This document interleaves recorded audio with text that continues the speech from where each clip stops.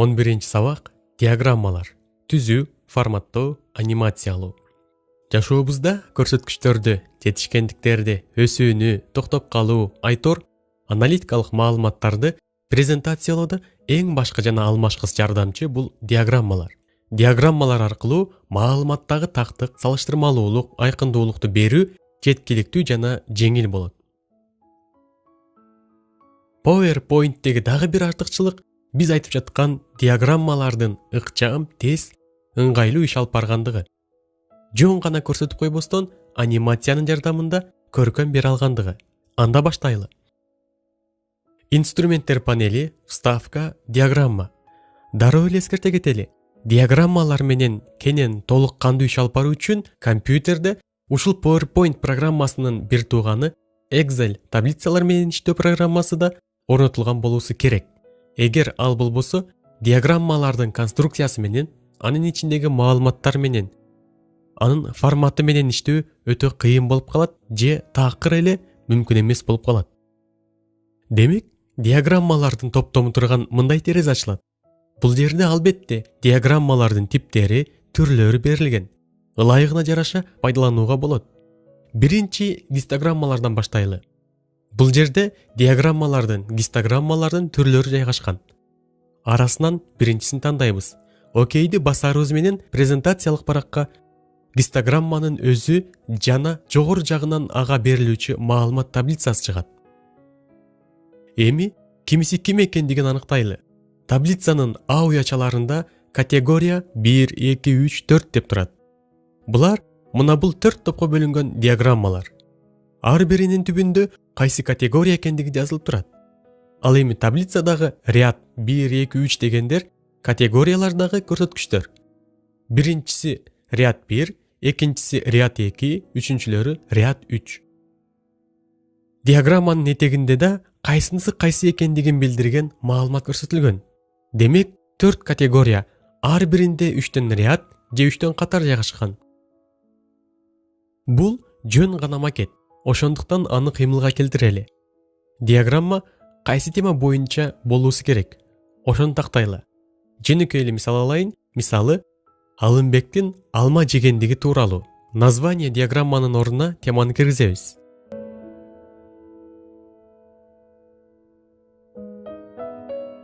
Теманы бердик.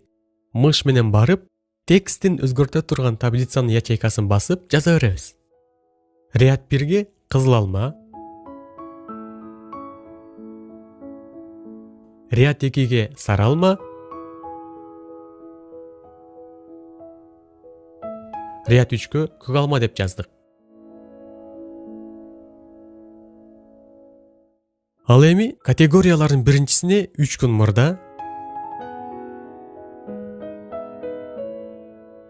категория 2ге мурдагы күнү, категория 3кө кечээ, категория 4кө бүгүн деп жазабыз. Сөз Алымбектин алма жегендиги тууралуу болгондугу үчүн ал качан, канча алма жегендигин жазалы. 3 күн мурда 1 кызыл алма, 3 сары алма, 3 көк алма. Мурдагы күнү 2 кызыл алма, 3 сары алма, 2 көк алма жеген. Ал эми кечээ 3 кызыл, 2 сары, 1 көк алма жеген эле. Бүгүн болсо 4 кызыл, 1 сары, 1 көк алма жеди. Маалыматты киргиздик. Маалыматты киргизгенден кийин диаграммадагы көрсөткүчтөр, аталыштар өзгөрүлүп, биз берген маалыматка баш ийип калды.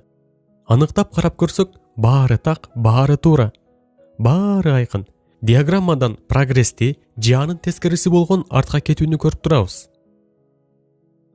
Албетте, бирөөнүн алма жегендигин диаграмма менен презентация кылбасак керек, бирок бул болгону жөн гана мисал катары. Маалыматты тактагандан кийин инструменттер панелиндеги конструктордон диаграмманын дизайнын тандайбыз.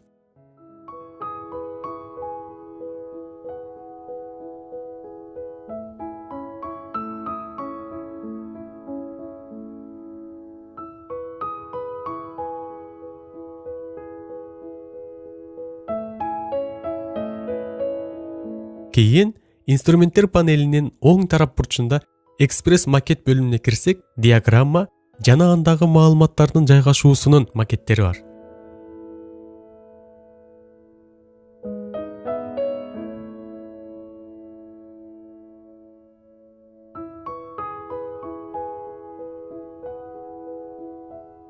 добавить элемент диаграммада болсо, диаграммадагы маалыматтар кандай абалда көрүнүүсү зарылдыгын билдирген функциялар орун алган.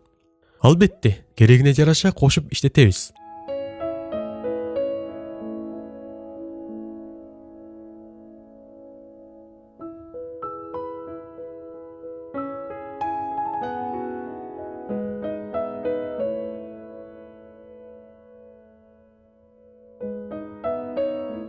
Изменить цвета. Диаграмманын түсүн тандоо функциясы. Ал эми формат бөлүмү кандай иш кыларын жаттап болду окшойт. Форматка кирип, диаграмманын ичиндеги тексттерди жана фигураларды оңдоп түздөө иштерин жүргүзөбүз. Баарын даярдап болдук. Эми анимация беребиз. Инструменттер панели, анимация. Диаграмма ар тараптан учуп же секирип келгенине караганда акырын турган орунда тегиз пайда болгон туура. Анткени бул көңүл көтөрүүчү мааниде эмес, олуттуу аналитикалык маалымат катары пайдаланылат. Появление, параметры эффектов.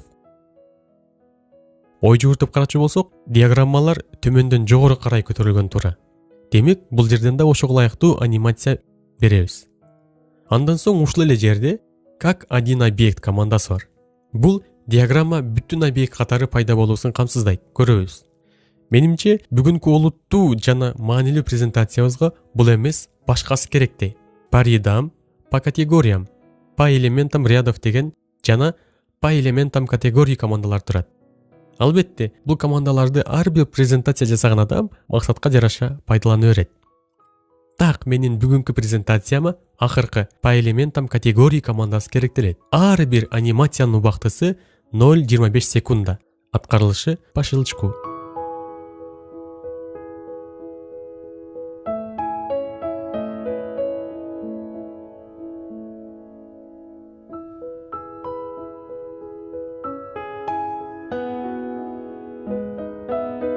Эгерде диаграммадагы маалыматтарга алымча кошумча киргизүү керек болсо, изменить данныйга киребиз.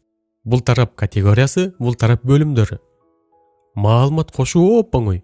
Категориялардын түбүндөгү эң биринчи ячейкага келип, жазып, мышты башка ячейкага бассак, диаграммага кошулат.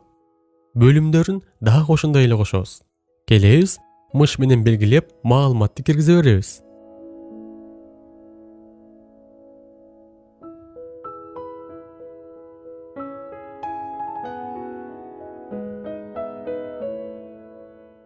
Ашыкча маалыматты алып салуу үчүн ошол ячейканы белгилеп, же бир нече ячейканы белгилеп, delete басып алып таштайбыз.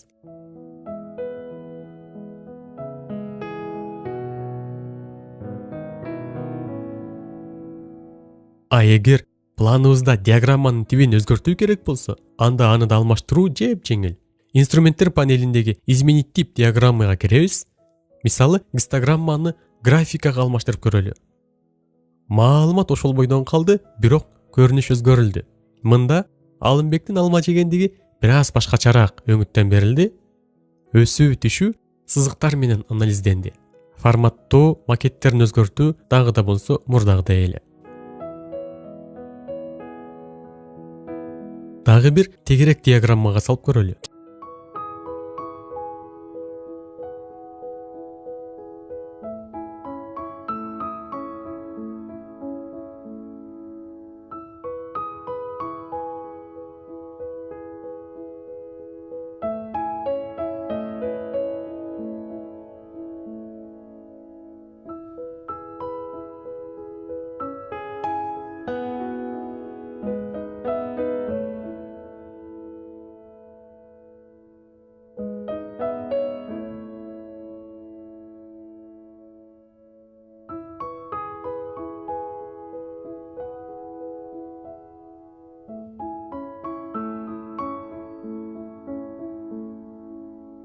Диаграммалар дал ушундай гана каралат экен.